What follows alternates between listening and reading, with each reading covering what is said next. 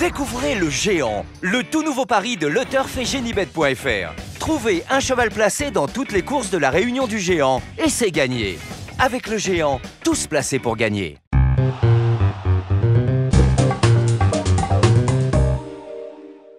Bonjour à tous, heureux de vous retrouver sur le plateau de Paris Turf TV pour votre quotidienne reçue 5 sur 5, l'émission du Quintet Plus et du Top 5. Pour m'accompagner aujourd'hui, j'ai le plaisir de recevoir Emmanuel Ballot. Bonjour Emmanuel. Plaisir réciproque. Bonjour Philippe, bonjour à tous.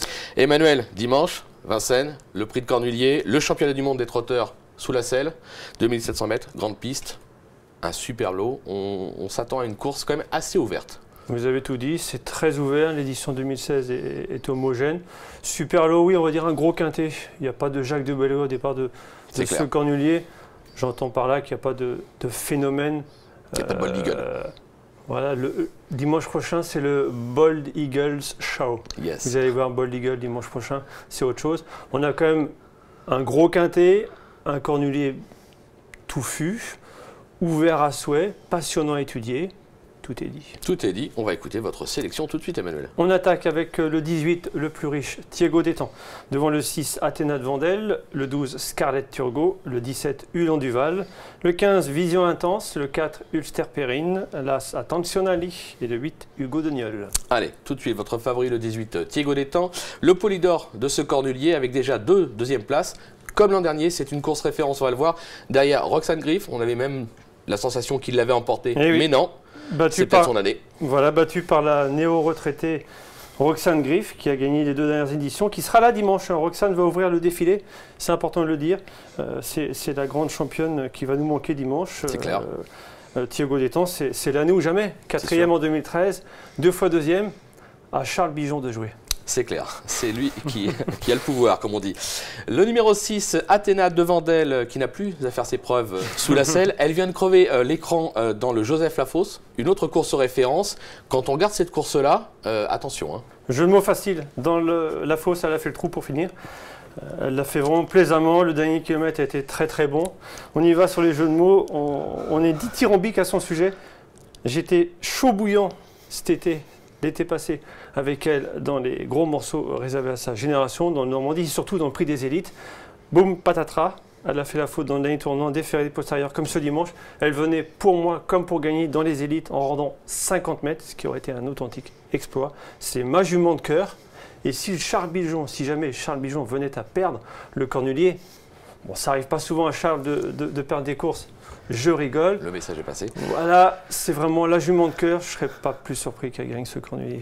Pourquoi pas, je suis assez d'accord avec vous. Attention, derrière, le numéro 12, Scarlett Turgot, qui n'a jamais conclu plus loin que 5e depuis ses débuts. On connaît la réussite de cette jument sous la selle. Elle est impressionnante. Oui. Yannick Alain-Briand l'adore. Attention, quoi. C'est le travail de l'entraîneur qui est impressionnant. Yab, pour faire un raccourci, a fait de ce Cornulier un objectif en misant sur la fraîcheur. Il s'y est tenu, il a été tenté d'aller la courir un coup à l'attelé. Non. La fraîcheur, déféré des 4 premières fois. Yannick est confiant. Et le petit truc qu'elle a pour elle, ainsi que pour Athéna de Vendel, lors des 9 dernières éditions, j'aime pas les statistiques, mais lors des 9 dernières éditions, une femelle dans les 2 premiers. Si ce n'est pas Athéna, ça sera Scarlett. C'est clair. On va écouter ce qu'en pense Yannick Alain-Briand, puisque monsieur De Kopman et monsieur Mercey sont allés à sa rencontre chez lui. On l'écoute. Ce matin, du coup, elle a travaillé de belle façon. On l'a vu avec Julien Grumetz. Quel sentiment vous laisse-t-elle actuellement à l'entraînement? Non, elle est bien tonique et elle a du bon gaz. Elle a pas... Des fois, elle est un peu tendue dans le mauvais sens, si vous voulez. Là, elle est bien en ce moment. Elle est bien au bout des doigts. Et quand on lui demande d'avancer, elle prend bien le mort comme il faut. Quand elle est comme ça, c'est qu'elle est bien. Et quel résultat vous satisferait pleinement? Déjà, peut-être dans le quintet, voire même sur le podium, et puis voire mieux. Évidemment. Et le podium, ça serait bien. Être dans les 3 du Cornulier, ce serait déjà très bien. Évidemment, si on peut gagner, on y va pour gagner. Hein. Un petit sourire de Yannick qui veut tout dire à la fin. Hein? Mais quand elle a gagné le Paul Buquet sur les 2008 de la grande piste, le chrono était très bon, 13-4. Pour finir, elle était un peu fatiguée, ainsi qu'Ustinov du Vivier. Mais ce jour-là, il y avait course en partant. Ça a repris, il y avait course pour finir. La fraîcheur, déféré des 4, et le potentiel et la générosité, elle a beaucoup d'atouts pour elle. Clair. Sa place est au pire dans les Au pire 4e. Au pire 4e. Allez, on va s'en méfier. Derrière le numéro 17, Ulan Duval, qui ne compte qu'un parcours sous la selle. Le prix Paul Bouquet, c'était au 25 mètres. Il n'a pas été ridicule. Non, loin de là, attention. Il n'a pas été ridicule. Il était plein gaz à mi-montée. Après, comme je disais, c'est une course qui a bardé pour finir. C'était limite surhumain que d'aller gagner ce Paul Buquet. C'était pas possible, c'était trop difficile. C'était bien, mais c'était pas exceptionnel. Depuis, il a recouru attelé proprement. C'est pas le Ulan Duval qu'on a connu il y a 1 an et demi. C'est clair.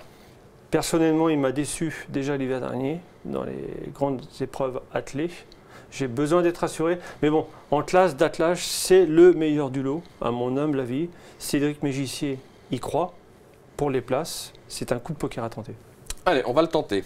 Un autre coup de poker, le numéro 15, Vision Intense. On la connaît, elle est pétrie de classe. Maintenant, on va le dire, elle n'est pas toute seule dans sa tête. Décidé, elles vont à tel lot. Franck Nivard a choisi d'être associé à Vision Intense. Attention quand même. Évidemment que c'est un gros coup de poker. Évidemment qu'on se doit de garder Vision Intense dans un pronostic. C'est risqué de ne pas la mettre pour la bonne et simple raison qu'elle peut gagner ce cornulier. Déférer des 4 premières fois. Maintenant, il faut qu'elle soit bien lunée, comme vous avez dit, en partant. Il faut qu'elle soit bien d'allure, ce qui a été son problème pendant un bon bout de temps. Mais cet hiver, sur ce sujet, elle m'a rassuré, déjà dans le Bourbonnais, en finissant plaisamment. Les allures, ça va mieux. Franck Nivard l'a choisi. Si elle part, ça va barder, ça va la servir. Elle peut venir les battre. Elle a quand même gagné les Centaures, le prix de Vincennes à 3 ans. Respect. Voilà de la faux. Elle peut venir les battre. Attention, on va s'en méfier. Oui, parce que le cornulier, hein. c'est une course. Philippe, vous le savez aussi mieux que moi. On n'est plus tout jeune. On en a vu quelques-uns des cornuliers. C'est clair. C'est une course qui barde tous les ans. C'est sûr. Et ça va l'avantager. Ça va l'avantager. C'est dit. Merci Emmanuel pour toutes ces informations.